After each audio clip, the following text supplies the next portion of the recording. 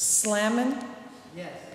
is going to come up and say a few words, and then you want the video first, or? Yeah, okay. I'll do the video afterwards. Okay, Slammin's going to say a few words, and then we're going to watch a short video. So, Slammin.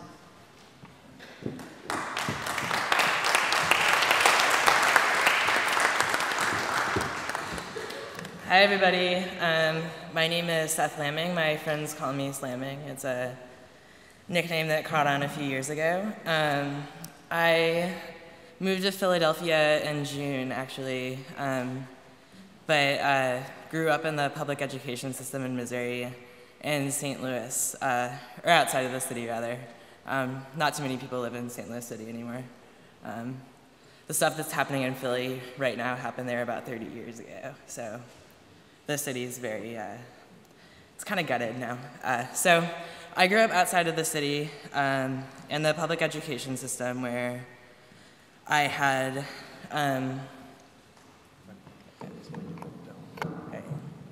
not very tall.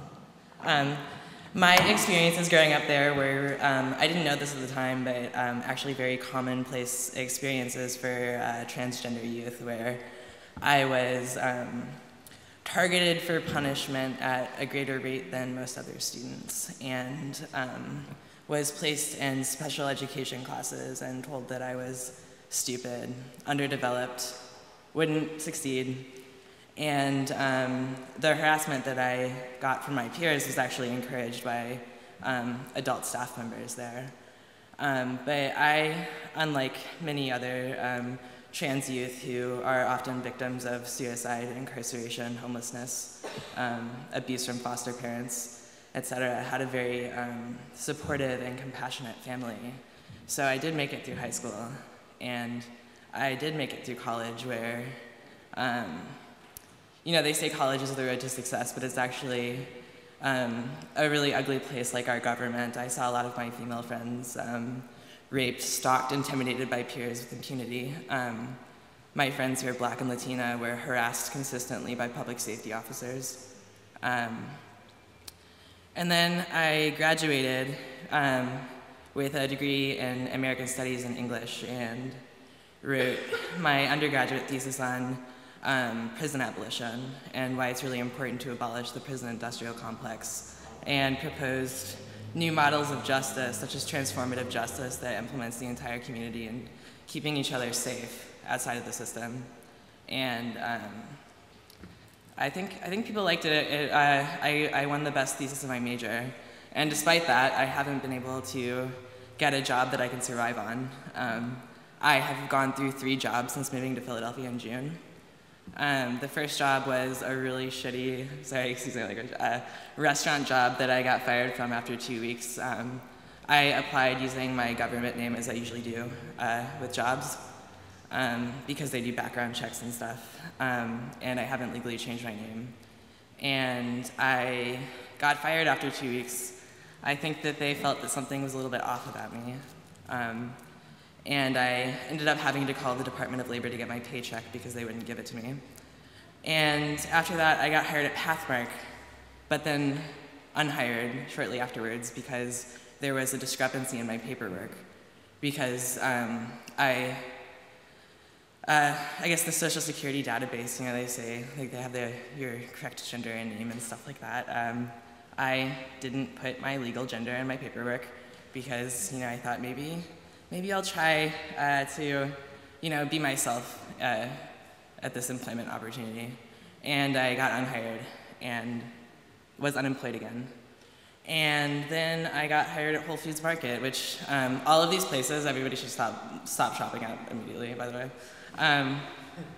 I got hired at Whole Foods where my coworkers consistently made ageist, homophobic, and sexist comments to me. But I, you know, let them slide off my back because getting paid pays the bills, obviously. Well, barely, usually, barely. But actually last Friday, on my way to work at 6 in the morning, I got hit by a school bus and got a concussion and immediately blacked out and was rushed to the emergency room and an ambulance, and also had a laceration on my liver and couldn't work for a week.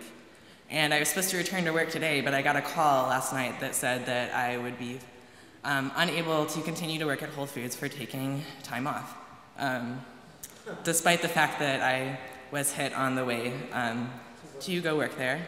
I got fired and am back in the unemployment pool. Hopefully that will change soon. If anybody wants to give me a job, you can send me a resume. Just kidding. I'm just kidding.